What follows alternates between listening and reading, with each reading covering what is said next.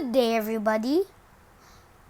Today we are going to read the book of Coraline, written by Neil Gaiman and illustrated by Chris Riddell.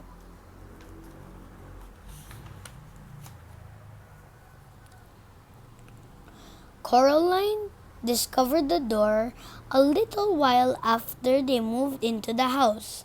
It was a very old house. It had an attic under the roof and a cellar under the ground, and an overgrown garden with huge old trees in it.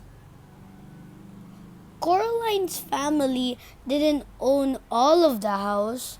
It was too big for that. Instead, they owned a part of it. There were other people who lived in the old house. Miss Pink and Miss Forcebull lived in the flat below Coraline's on the ground floor. They were both old and round, and they lived in their flat with a number of Highland Terriers who had names like Hamish, Andrew, and Jock.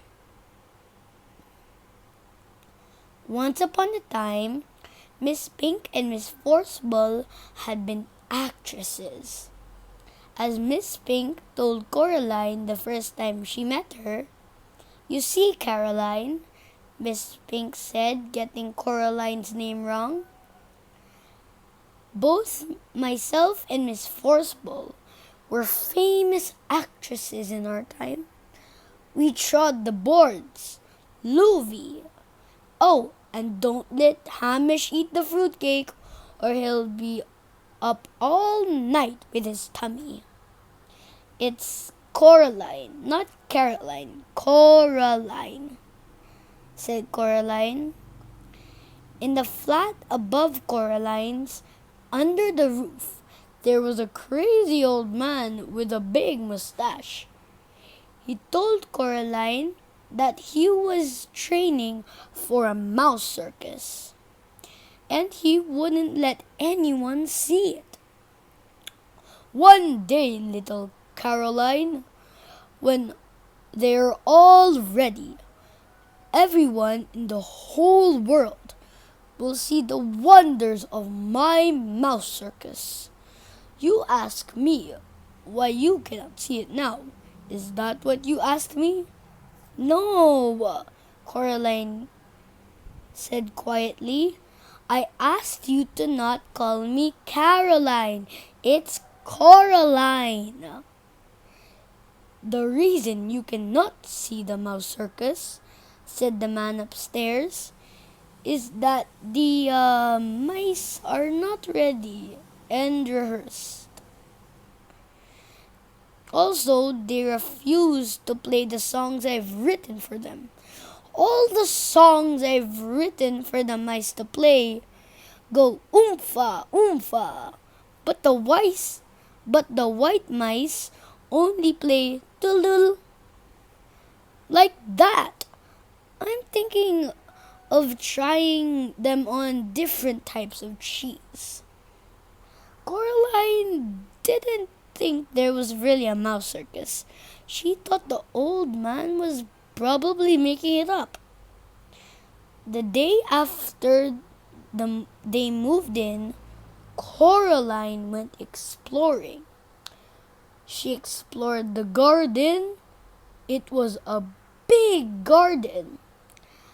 At the very back was an old tennis court, but no one in the house has played tennis. The fence around the court had holes in it, and the net was mostly rotted away. There was an old rose garden filled with stunted fly-blown rose bushes. There was a rockery that was all rocks. There was a fairy ring made out of squidgy brown toadstools, which smelled dreadful if you accidentally trod on them. There was also a well. On the first day Coraline's family moved in, Miss Pink and Miss Forcible made a point of telling Coraline how dangerous the well was, and they warned her to be sure she kept away from it. So Coraline set off to explore for it, so that she knew where it was and so that she would keep away from it properly. She found it on the third day in an overgrown meadow beside the tennis court. Behind a clump of trees, a low brick circle almost hidden in the high grass. The well had been covered up by wooden boards to stop anyone from falling in. There was a small knot hole in one of the boards, and Coraline spent an afternoon dropping pebbles and acorns to the hole and waiting and counting until she heard the plop as they hit the water far below. Coraline also explored for animals. She found a hedgehog and a snake skin, but strangely, there was no snake. A rock that looked just like a frog, and a toad that looked just like a rock. There was also a haughty black cat who sat on walls and tree stumps and watched her but slipped away if she ever went over to try and play with it. That is how she spent her first 2 weeks in the house, exploring the garden and the grounds. Her mother made her come back inside for dinner and for lunch, and Coraline had to make sure she dressed up warm before she went out, for it was a very cold summer that year. But go out she did, exploring every day until the day it rained, when Coraline had to stay inside. "What should I do?" asked Coraline. "Read a book," her mother said. "Watch a video, play with your toys. Go pester Miss Pink or Miss Forcible or the crazy old man upstairs." "No," said Coraline.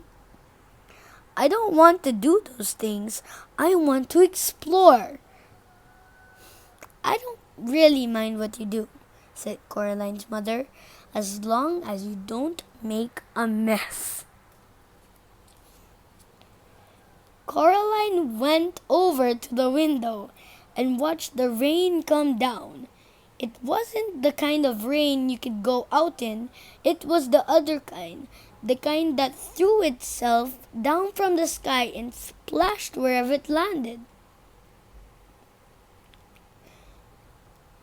It was rain that meant business. And currently, its business was turning the garden into a muddy, wet soup. Coraline has watched all the videos. She was bored with her toys, and she'd read all her books. She turned on the television. She went from channel to channel to channel, but nothing was on but men in suits talking about the stock market and talk shows. Eventually, she found something to watch. It was the last half of a natural history program, something called protective coloration. She watched animals, birds, insects, which disguise themselves as leaves, twigs, or other animals to escape from things that could hurt them. She enjoyed it, but it ended too soon and was followed by a program about a cake factory. It was time to talk to her father. Coraline's father was home. Both of our parents worked, doing things on computers, which means they were home a lot of the time. Each one had their own study. "Hello, Coraline," he said when she came in, without turning around. Said Coraline. "It's raining." Anyways, that's all the time we have today. Next time, if Teacher Chell allows us to read the rest of the book or another chapter, we can do this again and, see each other again. So, bye!